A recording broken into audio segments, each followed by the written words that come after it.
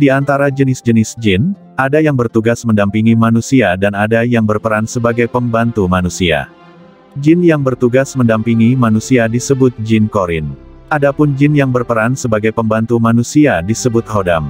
Berikut penjelasannya yaitu: 1. Jin korin. Setiap manusia memiliki jin pendamping yang disebut jin korin. Hal ini didasarkan hadits berikut.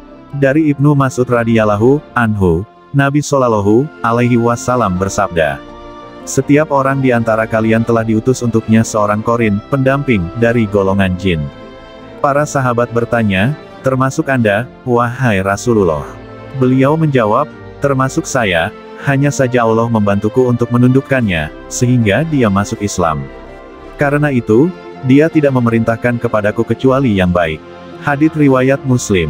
Terkait hadits di atas, Imam An-Nawawi dalam Syarh Sahih Muslim mengatakan, dalam hadits ini terdapat peringatan keras terhadap godaan jin korin dan bisikannya.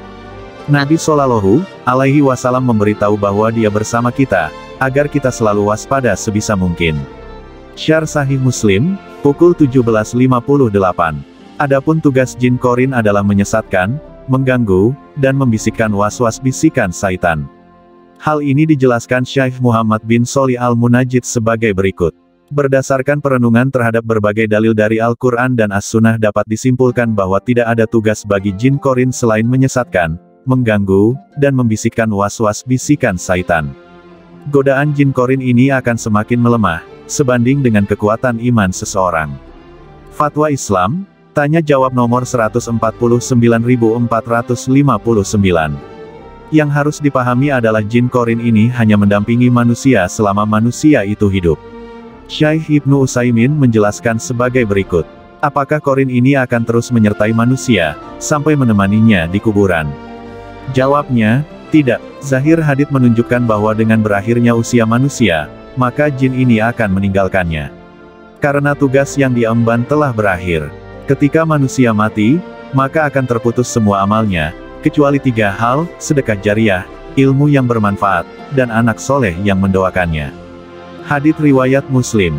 2. Hodam. Yang dimaksud dengan hodam dalam tulisan ini adalah jin pembantu. Ia kerap kali berinteraksi dengan manusia dan siap sedia membantu manusia. Namun perlu dipahami bahwa hodam jin senantiasa menipu manusia demi kepentingannya sendiri. Adalah tidak mungkin jin benar-benar ingin dikuasai oleh manusia.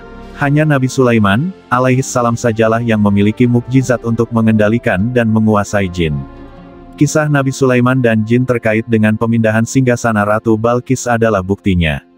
Dengan demikian, jin hodam yang bertugas membantu manusia pada umumnya dilandasi kepentingan tertentu yakni menjerumuskan manusia dalam dosa. Dalam surat Al-Jin ayat 6 Allah berfirman, dan sesungguhnya ada beberapa orang laki-laki dari kalangan manusia yang meminta perlindungan kepada beberapa laki-laki dari jin, tetapi mereka, jin, menjadikan mereka, manusia, bertambah sesat. Quran Surat Al-Jin, 6. Di akhirat kelak, baik manusia dan jin yang pernah bekerja sama akan saling menyalahkan satu sama lain. Dan kedua-duanya masuk neraka. Allah berfirman alam Surat Al-An'am ayat 128 sebagai berikut. Dan ingatlah pada hari ketika dia mengumpulkan mereka semua, dan Allah berfirman, wahai golongan jin, kamu telah banyak menyesatkan manusia. Dan kawan-kawan mereka dari golongan manusia berkata, ya Tuhan, kami telah saling mendapatkan kesenangan dan sekarang waktu yang telah Engkau tentukan buat kami telah datang. Allah berfirman, nerakalah tempat kamu selama-lamanya, kecuali jika Allah menghendaki lain. Sungguh, Tuhanmu maha bijaksana, maha mengetahui. Quran Surat Al-An'am 128. Itulah penjelasan jin korin dan hodam berdasarkan dalil Islam. Kesimpulannya adalah korin maupun hodam merupakan jenis jin yang kerap membisikkan bisikan jahat ke dalam hati manusia. Karenanya kita harus selalu memohon perlindungan kepada Allah kapanpun dan dimanapun. Maha besar Allah atas segala makhluk yang ada di langit dan di bumi.